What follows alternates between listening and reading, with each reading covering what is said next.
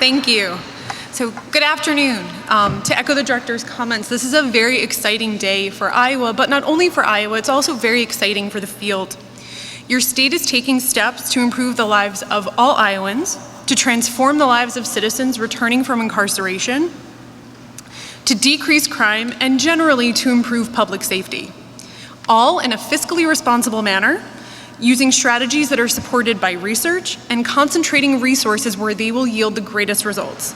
My role here today, as you heard, is to talk about the state of reentry across the country and how national legislation and investments in our state systems are changing the landscape and, in fact, changing the conversation.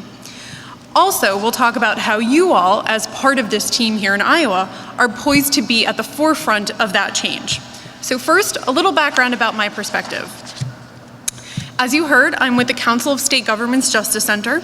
The Justice Center is the policy arm of the Council of State Governments.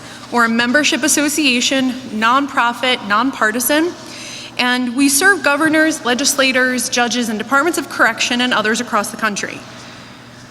We run the National Reentry Resource Center, which is the go-to place that the Department of Justice has set up to support you as practitioners in the field in accomplishing your goals to reduce victimization, reduce crime, and increase public safety.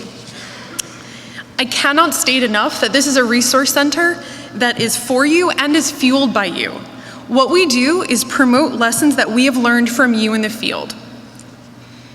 Iowa has received a statewide Recidivism Reduction Grant Award. This is one of the most competitive Second Chance Act grant awards, and you should all be incredibly proud of yourselves.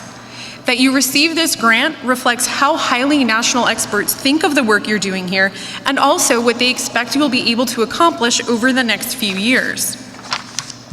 So, let's talk about the state of the field. Reducing recidivism has emerged as a national priority.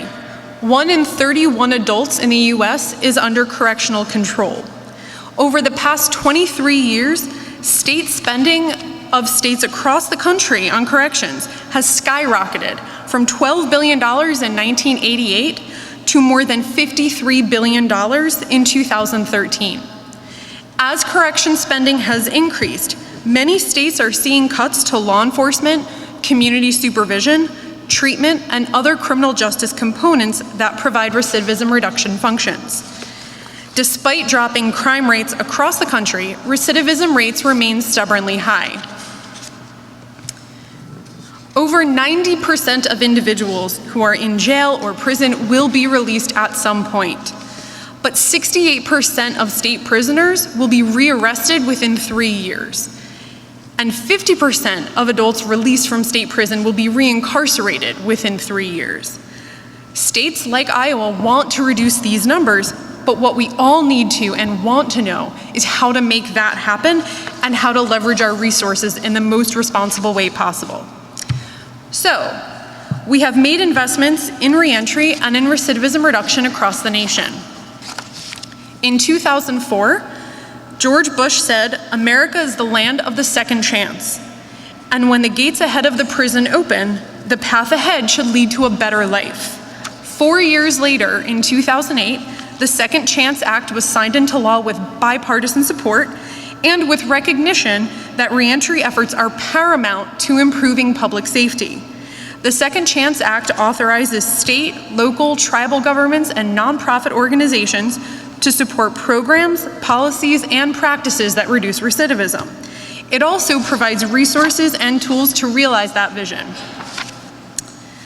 The Second Chance Act to date has supported over $300 million in reentry investments to a variety of initiatives across the country, and those grants are administered by the Bureau of Justice Assistance.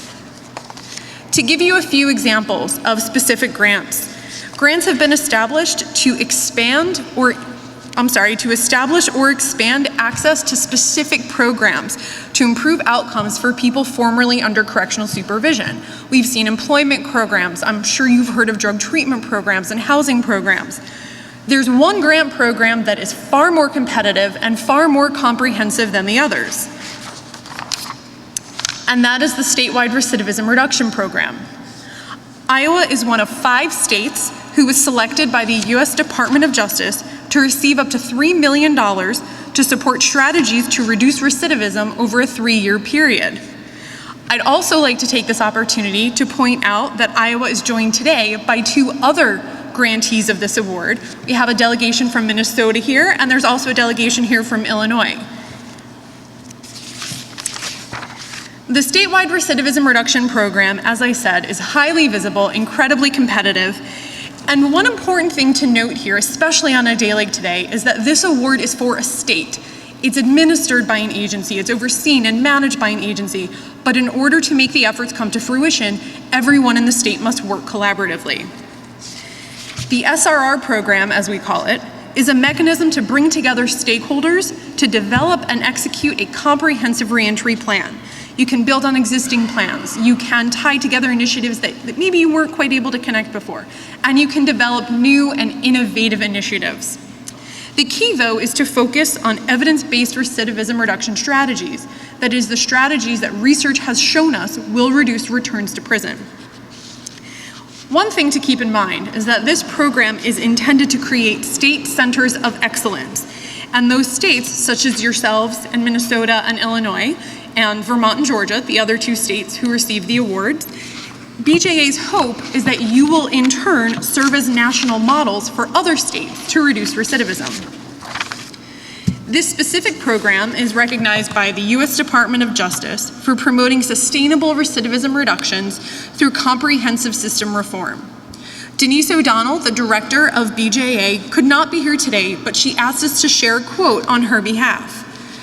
Director O'Donnell has said, "I believe that years from now, people are going to look back at this point in time as a real renaissance in the criminal justice system.